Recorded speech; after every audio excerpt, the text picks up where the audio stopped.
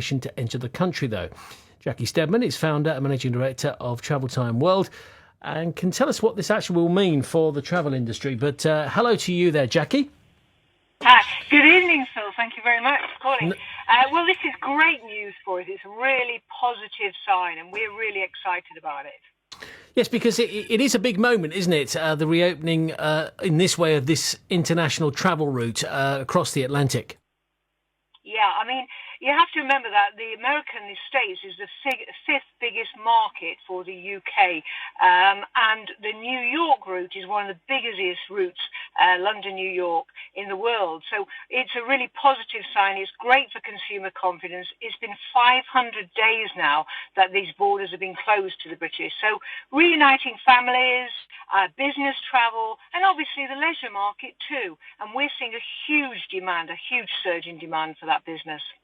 Okay, so yes, I'm about to say you've seen the surge in bookings once the announcement from the US of reopening borders with the UK happened. Yeah, absolutely.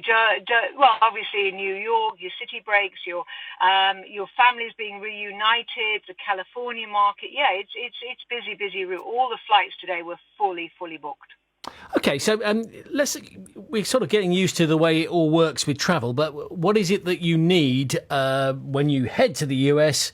What is it you need when you head back from the US? Is it all the usual PCRs and PLFs and all that sort of stuff?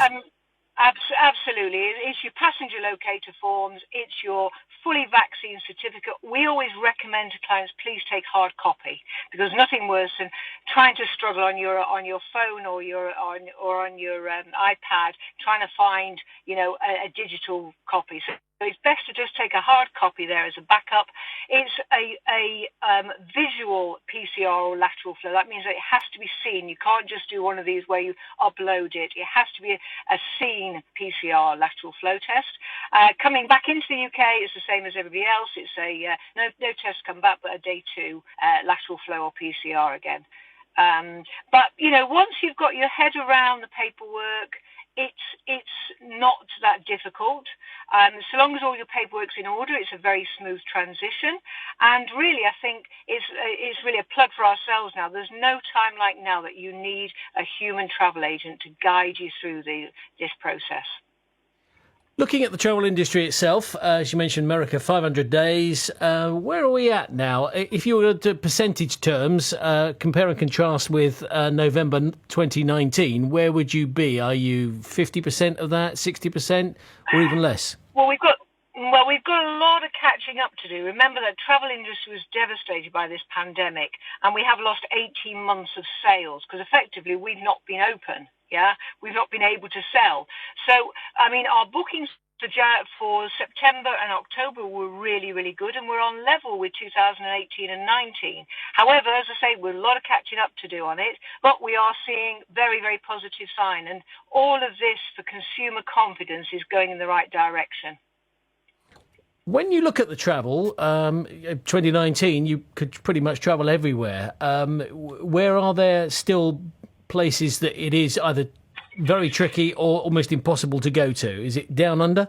Well, yeah, I mean, obviously Australia and New Zealand hasn't opened up yet, and some of the African countries. So, yeah, I mean, there is still a lot of places that are not open to us.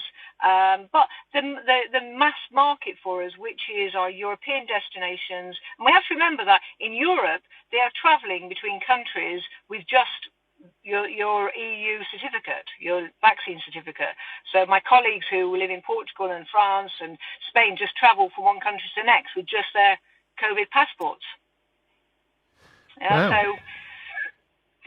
So there are still places, but again, it's really, really important that however you book through a travel agent that has got the COVID policies, that in the event of, God forbid, any more lockdowns or any barring of us going into a country, you get a full refund. So it's very, very important that you make sure that you have got that bonding behind you. Just finally, clearly there's probably a pent-up demand, people wanting to travel and perhaps book ahead and get themselves a summer holiday, that sort of stuff, whatever it may be, weekends away in between time. Are you concerned now that you might still not make up the gap, the shortfall that has happened over the last 2 years, or do you feel like actually, given time, it will work itself out? Oh, I I think it's a lot of catching up to do, because people don't, just because they didn't go on holiday for 2 years, and they don't suddenly spend 3 times that amount on one holiday or do 5 holidays instead of 2 holidays. It doesn't work that way. So, as I say, it is going to take the industry quite a long time to catch up. As I say, we have not had any government sector support. We've just got the same lockdown grants as everybody else got. So, despite the fact that we obviously were closed for considerably longer. You planning on going anywhere?